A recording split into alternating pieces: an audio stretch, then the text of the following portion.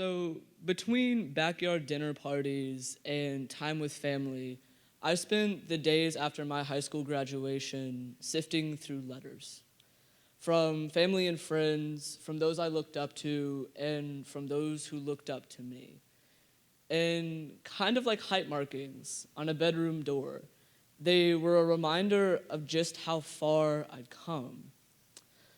But as I moved through pages of "The sky's the limit," I couldn't help but feel like it was more like a confirmation that I could do anything and be everything at once. And so this, alongside about a dozen bags of clothes and dorm decor, is what I took into my freshman year at IU.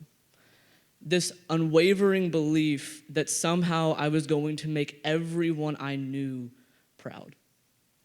But in the way that life very rarely aligns itself with our ambitions, everything I held as known was turned on its head that October. I was sitting in my first class of the week watching a documentary, and what I was watching was transgender youth recount their tales of their past, present, and their future. And meanwhile, in my present, all I really wanted to do was sink into the ground.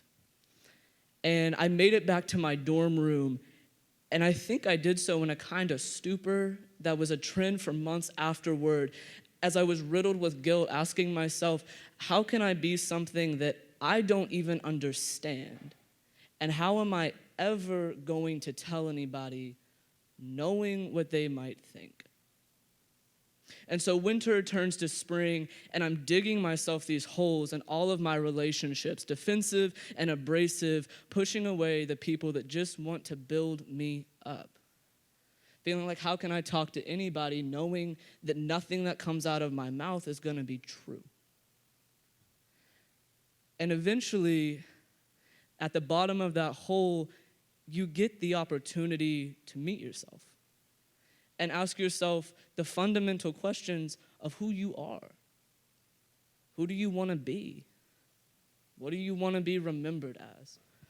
And so when I headed into summer break, luckily with some warmer weather, I knew that something had to change. And I challenged myself to be vulnerable in ways that I really never have before. And I challenged the people I interacted with, from family to friends to strangers, to be vulnerable in my wake. And when I came out in June, I remember being so overwhelmed by the light and the love that I received that I honestly felt like I was never going to know darkness again, which is a crazy feeling when you turn off the lights at night.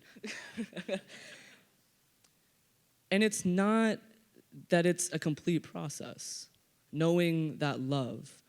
But I think that's the legacy that we should want to leave behind.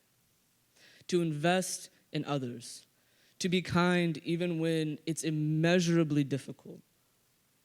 Because love is what builds community, and community is what builds everyone up. And it can be so difficult to keep ourselves grounded in the need to accomplish everything, to prove our worth to everybody around us. But when we're guided with truth, all of that kind of fades away.